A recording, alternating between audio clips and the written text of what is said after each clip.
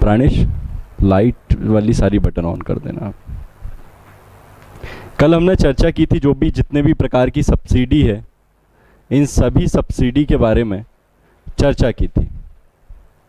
लेकिन कृषि से जुड़ी जो मुख्य सब्सिडी है वो है एमएसपी, न्यूनतम समर्थन मूल्य या मिनिमम सपोर्ट प्राइस। भारत में जो कृषि की अब तक की नीति रही है, कृषि नीति, इस नीति का हमेशा से एक उद्देश्य रहा है।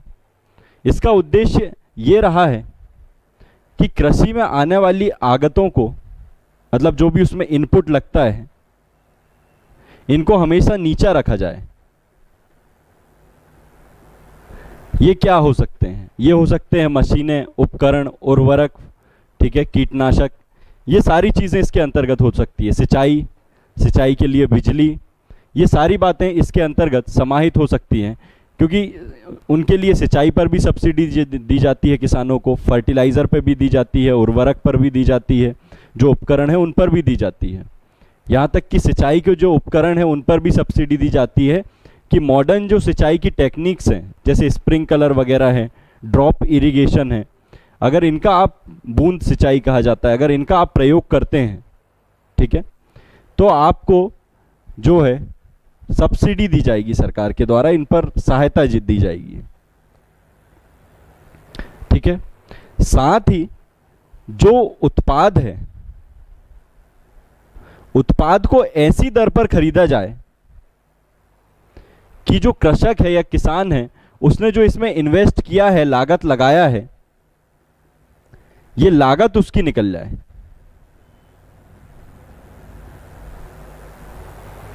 ठीक है। जैसे कि अगर किसान देता है कि भाई किसान के द्वारा लगाया गया गेहूं लगाया गया, 600 रुपये का इसमें इन्वेस्ट हुआ या 400 रुपये का इसमें इन्वेस्ट हुआ, तो ये लागत निकल जाए, साथ में उसका जो प्रॉफिट है अपना, वो प्रॉफिट निकल जाए कि वो एक अच्छा जीवन स्तर व्यतीत कर सके। ठीक है, ये आ रहा है आपको समझ? ठीक है। भारत में जो एमएसपी शुरू हुआ है, इसकी सिफारिश की थी लक्ष्मीकांत झा समिति ने। लक्ष्मीकांत झा समिति के द्वारा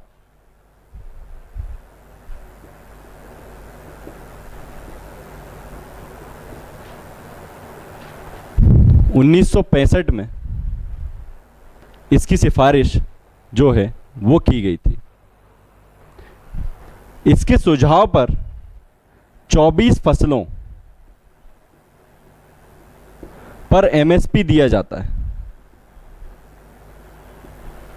ठीक है। गन्ने पर यह नहीं दिया जाता, गन्ना अलग है, गन्ने के लिए एक एफआरपी दिया जाता है। इसको बोला जाता है फेयर एंड रिम्यूनरेटिव प्राइस।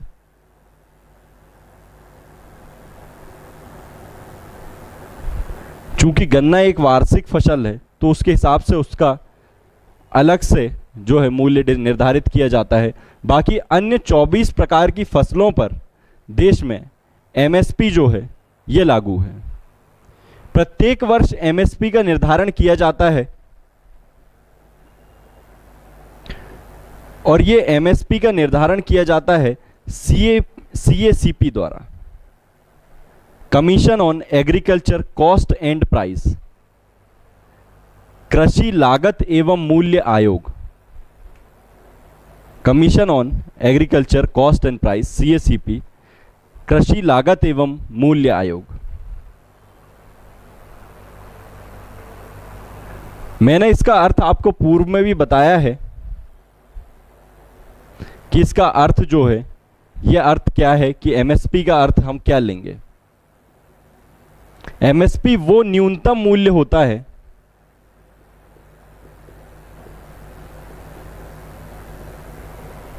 जिस पर सरकार सपोर्ट करती है किसानों को कि अगर इस रेट से नीचे आपसे कोई खरीदेगा तो इस रेट पर हम ही आपसे खरीद लेंगे। ये न्यूनतम समर्थन है कि इससे नीचे तो आपका मूल्य जो है, आपकी उपज का मूल्य, ये मूल्य जा ही नहीं सकता।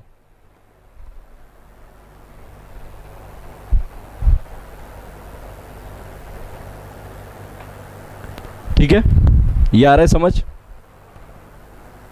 अब देखते हैं आगे कि एमएसपी की गणना बेसिकली कैसे की जाती है। एमएसपी की गणना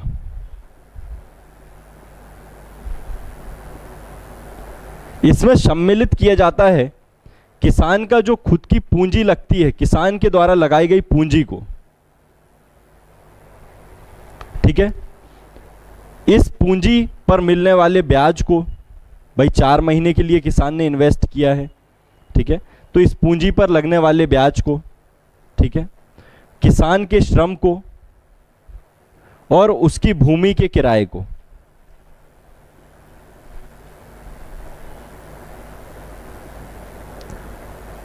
इन सभी को सम्मिलित करके जो है निर्धारित किया जाता है एमएसपी, मिनिमम सपोर्ट प्राइस, ठीक है, इसको निर्धारित किया जाता है इसके आधार पर।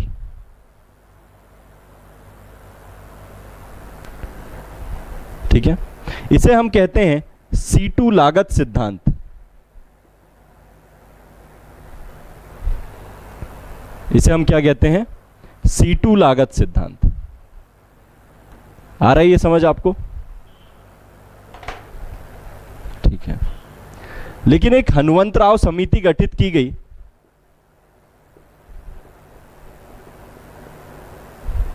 और इसने कहा कि किसान एक प्रबंधक या मैनेजर के रूप में भी कार्य करता है, वह अपनी पूरी संपत्ति का मैनेजमेंट भी करता है, ठीक है, और इस मैनेजमेंट के लिए उसको एक प्रबंधक के रूप में भी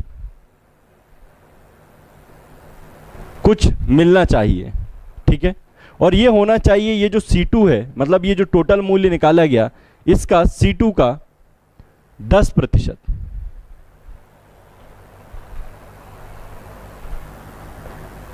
C2 का 10%, मतलब इनके द्वारा सिफारिश की गई कि आप क्या कीजिए, C2 में C2 का 10% और जोड़ दीजिए।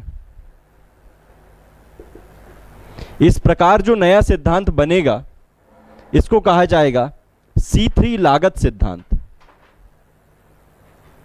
इस C3 लागत सिद्धांत के आधार पर आप MSP जो है वो प्रोवाइड कीजिए।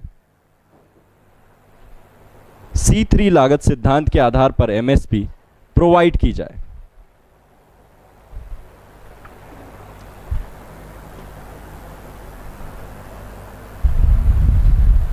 ठीक है, आ रहा है ये समझ?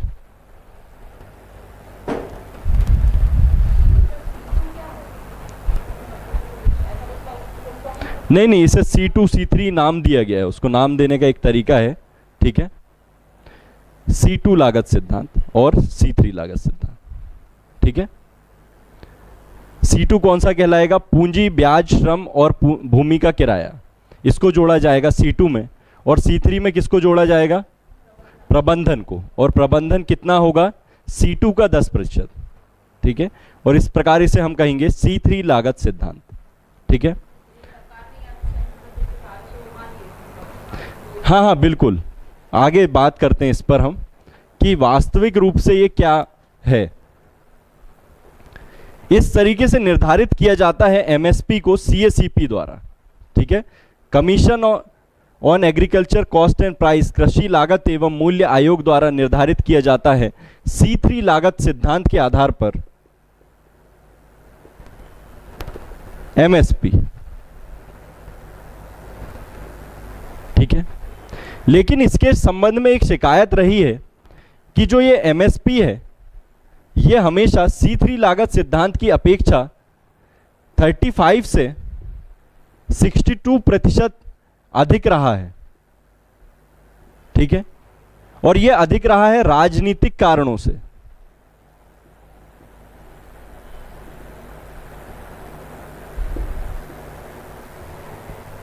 क्योंकि किसान एक दबाव समूह की तरह है और ये दबाव समूह का हमेशा राजनीति पर दबाव बना रहता है अपनी मांगे मनवाने के लिए, ठीक है। अगर कोई राजनीतिक दल इसको कम करता है तो उसको राजनीतिक नुकसान इसका उठाना पड़ता है। इसलिए जनरली C3 की अपेक्षा जो वास्तविक इसका मूल्य है उसको ऊपर रखा जाता है। ये क्लियरली आ रहा है आपको समझ? ठीक है, इसको हमेशा ऊपर रखा जाता है। इसको ऊपर रखे जाने के कारण हम देखते हैं कि अंतरराष्ट्रीय बाजार में कभी कभी क्या होता है, एक तो ये समस्या इसके साथ कि राजनीतिक कारणों से इसको हमेशा ऊंचा रखा जाता है। दूसरा ये कि अंतरराष्ट्रीय जो बाजार है अनाज का,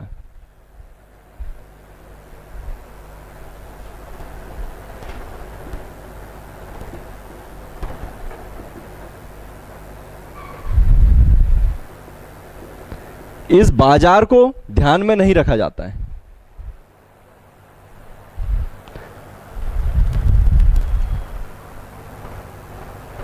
और परचेज की जाती है अत्यधिक मात्रा में गेहूं और चावल की। गेहूं एवं चावल की अत्यधिक मात्रा में परचेज जो है वो की जाती है, जिसके कारण ये आवश्यकता से अधिक हो जाता है। आवश्यकता से अधिक, और इसकी मात्रा बढ़ने पर भी इसके प्राइस जो है वो हमारे देश में नहीं कम होते। क्यों? क्योंकि इस पर हमेशा एक प्राइस जुड़ा हुआ है,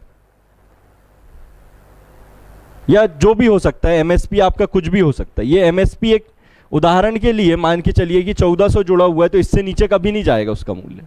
ठीक है, तो आपके जो देसी या घरेलू बाजार है उसमें क्या है कि अनाज का जो दाम है वो एक सा बना हुआ है। ठीक है, लेकिन सरकार के पास कभी कभी ये इतना अधिक हो जाता है कि उसको फिर क्या करना पड़ता है, वो अंतरराष्ट्रीय बाजार में इसको बेचती है। लेकिन अंतरराष्ट्रीय बाजार में इसका दाम जो है वो कम होता है घरेलू बाजार की अपेक्षा। ये जो हमारा घरेलू बाजार है इसकी अपेक्षा अंतरराष्ट्रीय बाजार में इनका दाम जो है वो कम है, यहां पर ये ज्यादा है। अब भारत में अगर बेचा जाएगा तो मूल्य डाउन हो जाएंगे सप्लाई ज्यादा होने से। ठीक है, तो सप्लाई को नियंत्रित करना है, तो इसके लिए बाहर बेच रहे हैं। अब जब बाहर अंतरराष्ट्रीय बाजार में इसको बेचा जा रहा है तो हम देख रहे हैं कि अंतरराष्ट्रीय बाजार में बेचने के कारण क्या हो रहा है कि कम मूल्य पर ये जा रहा है। तो एक विरोधाभासी सिचुएशन बन रही है कि देश की जनता जो है उसी सामान को महंगा खरीद रही है और विदेशों में वह सस्ते दामों पर बेचा जा रहा है। तो ये स्थिति देखने को हमें मिलती है इसके कारण। ठीक है, इसके बाद क्या है कि कुछ राज्यों में इसकी कीमत जो है, कुछ राज्यों में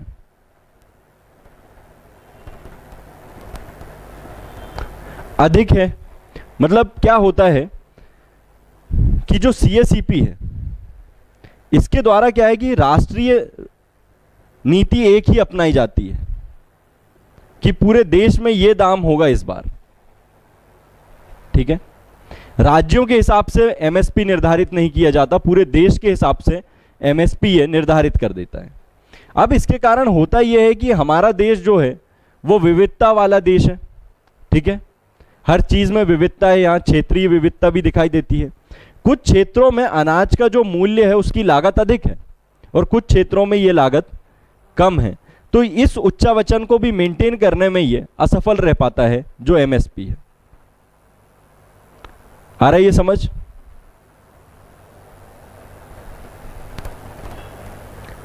ठीक है, ये बातें थी एमएसपी से संबंधित मुख्य। आगे हम देखते हैं कि इसके क्या सकारात्मक जो है प्रभाव हमें देखने को मिलते हैं मिनिमम सपोर्ट प्राइस या न्यूनतम समर्थन मूल्य के।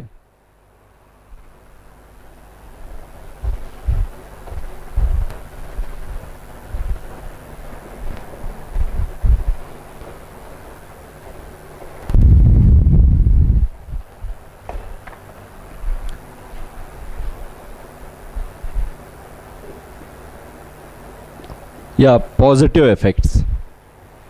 ठीक है, इसके कारण क्या हुआ कि नई कृषि तकनीक इंट्रोड्यूस हो रही है।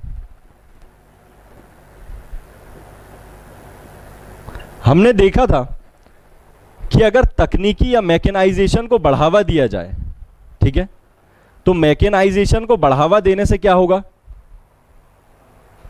कृषि जो है उसमें उत्पादकता क्या होगी, बार बार बढ़ेगी, कृषि की उत्पादकता बढ़ेगी, मैकेनाइजेशन को बढ़ावा दिया जाएगा तो, ठीक है।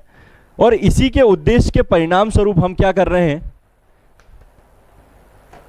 इसको बढ़ा रहे हैं, ठीक है। कृषि तकनीक को क्या कर रहे हैं, बढ़ा रहे हैं। और वो कहां से बढ़ रही है, जब हम एमएसपी के थ्रू अच्छी सब्सिडी दे रहे हैं, अच्छा लाभ प्रदान कर रहे हैं, तो किसान भी इस योग्य बन रहा है कि वो ज़्यादा से ज़्यादा अच्छी तकनीक, मॉडर्न टेक्नोलॉजी जो है वो परचेज कर सके कृषि के संबंध में। आ रही है आपको समझ कि नई कृषि तकनीक को इंट्रोड्यूस करने के लिए एमएसपी बहुत आवश्यक है। दूसरा हमने देखा था कल कि सामाजिक न्याय को बढ़ावा देने के लिए भी ये इंपॉर्टेंट है। क्यों? क्योंकि कृषक एक उत्पादक वर्ग है और उत्पादक वर्ग का सहयोग जो है वो भी इनका कर्तव्य है, ठीक है। कृषि उत्पादकता को बढ़ाने के लिए भी ये आवश्यक है। उत्पादकता कैसे बढ़ेगी? जो उत्पादक है जब उसको लाभ ज्यादा मिलेगा तो वो ध्यान देगा अपनी कृषि पर, ठीक है। किसानों को अगर लाभ ज्यादा मिलेगा तो वो अपनी कृषि पर अधिक से अधिक लाभ, मतलब ध्यान देंगे किसको बढ़ाया जाए, ठीक है। उसको जब लाभ मिलेगा तो वो अच्छी तकनीकी लाएगा, ठीक है, आधुनिक विधियां लाएगा। इनके द्वारा वो उत्पादकता बढ़ाने का प्रयास करेगा। और जब किसान की उत्पादकता एक बार बढ़ जाएगी तो आगे चलकर हम एमएसपी को बंद भी कर सकते हैं, क्योंकि अगर उसकी प्रोडक्शन बढ़ गया, उसके पास मैकेनाइजेशन पूरा हो गया, मशीनीकरण पूरा हो गया, तो उसका डेवलपमेंट जो है वो हो जाएगा, ठीक है।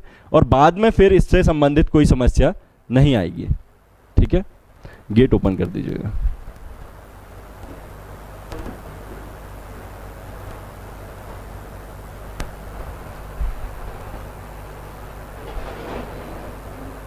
जी,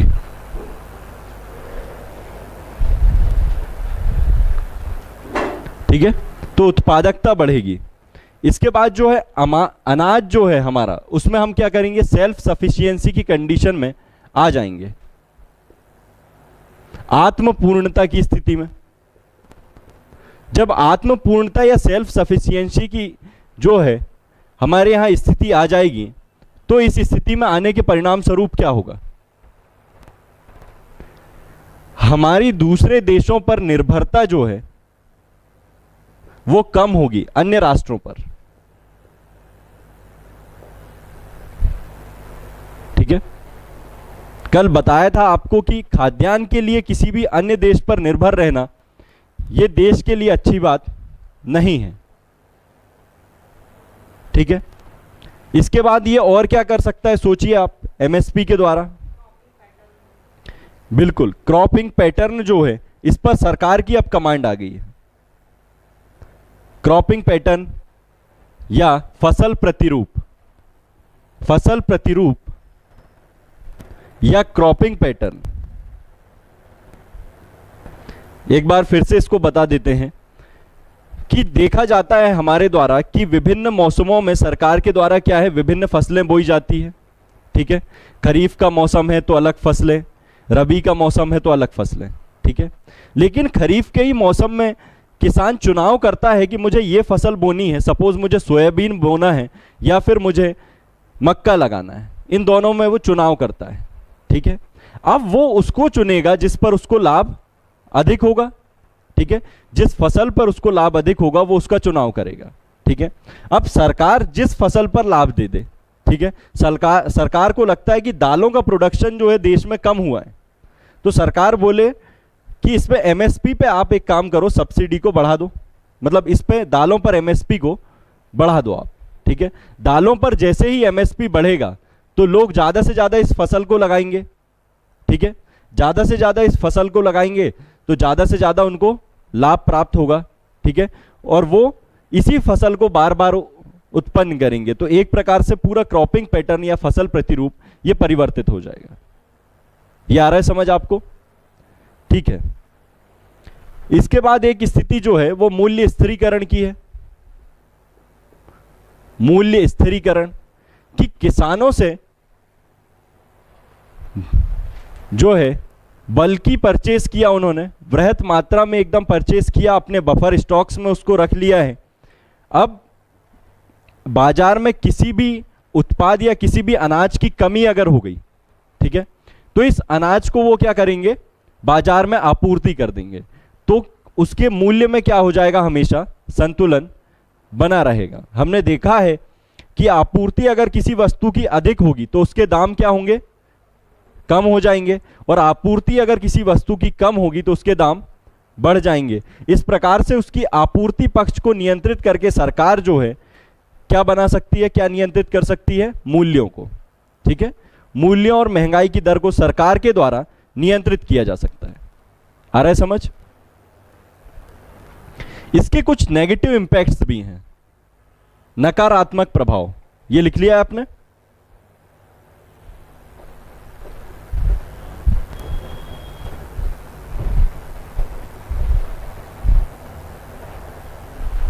नकारात्मक प्रभाव,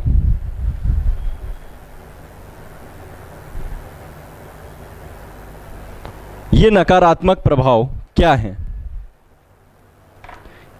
दाल और मोटे अनाज का जो उत्पादन है वो कम हो गया है। ये आपको बताया था कल भी, दाल और मोटा अनाज जो है इसका उत्पादन कम हो गया है क्योंकि अन्य फसलों पर ज्यादा एमएसपी दिया जा रहा है।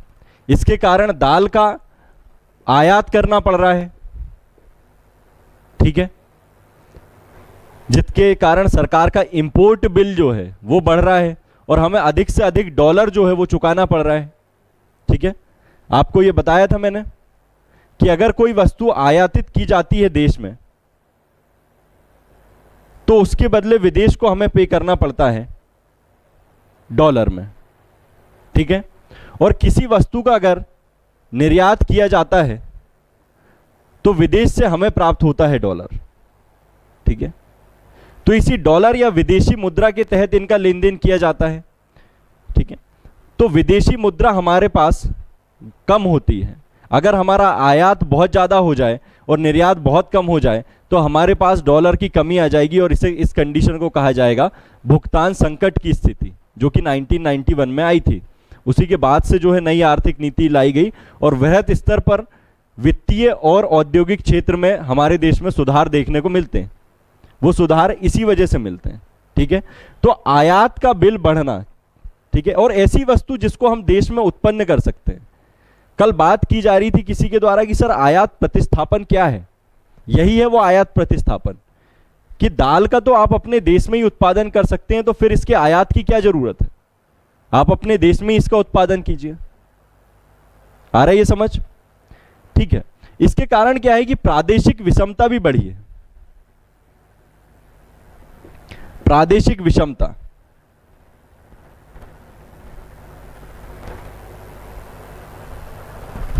जो किसी देश के विभिन्न क्षेत्र होते हैं, जैसे यहां सपोज आप कर लीजिए कि गुजरात है, यहां मध्य प्रदेश है, यहां पर बिहार है, ऐसे अनेक राज्य हैं। ठीक है, अब ये क्षेत्र तो विकसित हो रहा है लेकिन ये क्षेत्र जो है अविकसित रह गया है। इसे ही कहते हैं हम प्रादेशिक विषमता। विभिन्न प्रदेशों के मध्य जो विषमता है, क्षेत्रीय विषमता है, उसको हम रीजनल इम्बैलेंस के नाम से भी जानते हैं। ठीक है, अब रीजनल इम्बैलेंस इसके कारण क्यों बढ़ रहा है? क्योंकि कुछ जो जहां पर उत्पादन अच्छा होता है, सिंचाई व्यवस्था अच्छा है, पंजाब हरियाणा, ये जो क्षेत्र हैं पंजाब हरियाणा यूपी, ये इसका अधिक लाभ ले रहे हैं क्योंकि यहां पर नदी की भी सिंचाई है और यहां पर वर्षा के कारण भी अच्छी सिंचाई उपलब्ध है। ठीक है, और यहाँ की कृषि तकनीकी जो है वो भी विकसित है। ठीक है, बड़े बड़े लैंड्स पाए जाते हैं और उपजाऊ जमीन है।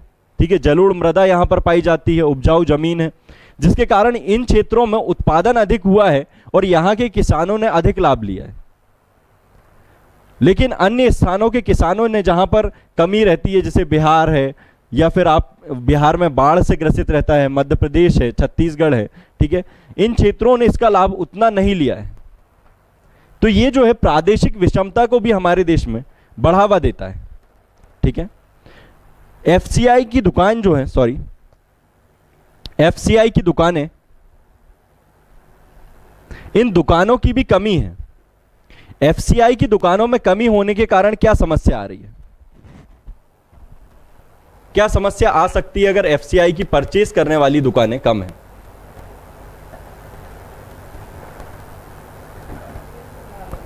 परचेज करने वाली क्या समस्या होगी?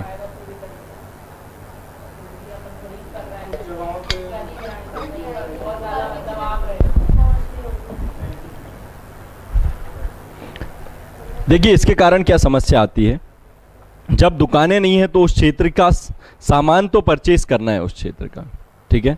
Government has to purchase all the products of that area, ठीक है। इसके लिए क्या बाउंडिंग है गवर्नमेंट को, ठीक है। अब अगर दुकानें नहीं है तो वो क्या करेगा, किसी अन्य व्यक्ति को नियुक्त करेगा। हो सकता है कोई मंडी को नियुक्त कर दे, ठीक है, या किसी अन्य ऐसे सेंटर को नियुक्त कर दे वो। अब जब ऐसे सेंटर को वो नियुक्त करता है तो ये क्या करते हैं, किसानों का जमकर शोषण,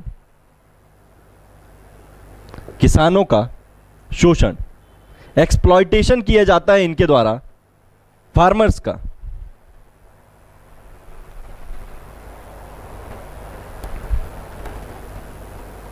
आ रहा है आपको समझ? ठीक है। इसके बाद क्या है कि अधिक से अधिक उत्पादन के लोभ में किसान द्वारा क्या किया जाता है, कीटनाशक का प्रयोग, उर्वरक का प्रयोग। इससे पर्यावरण को बहुत नुकसान होता है।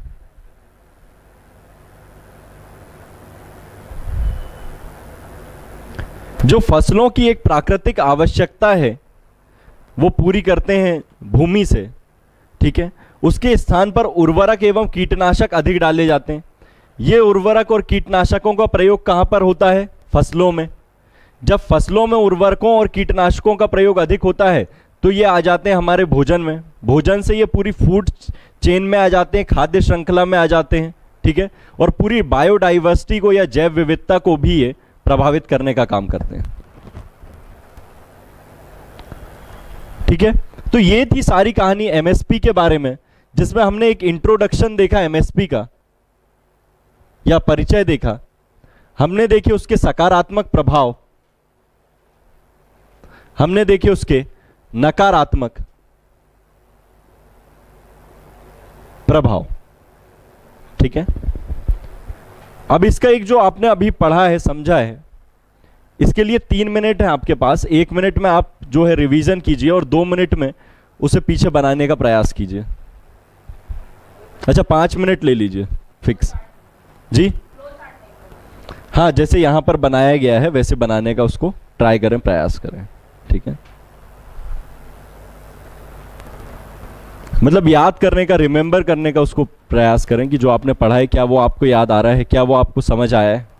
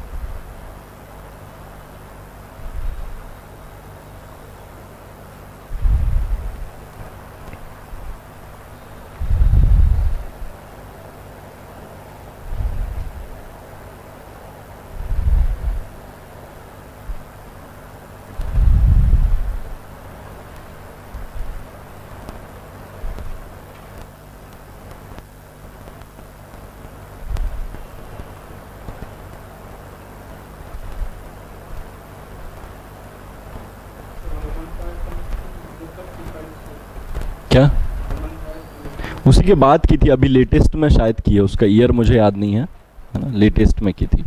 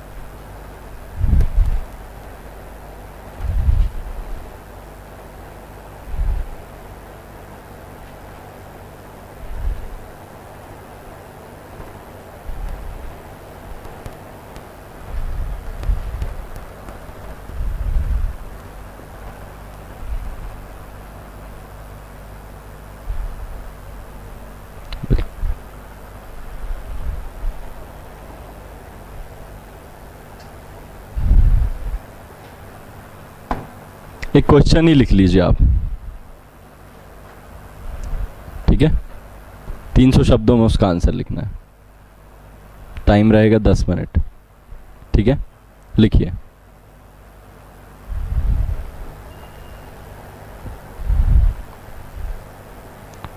भारत में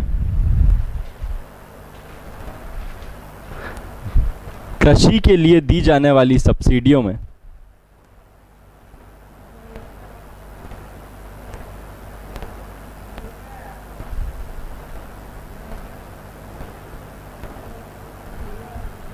न्यूनतम समर्थन मूल्य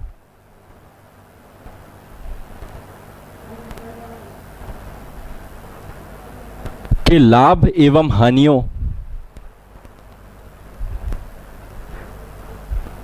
की चर्चा करते हुए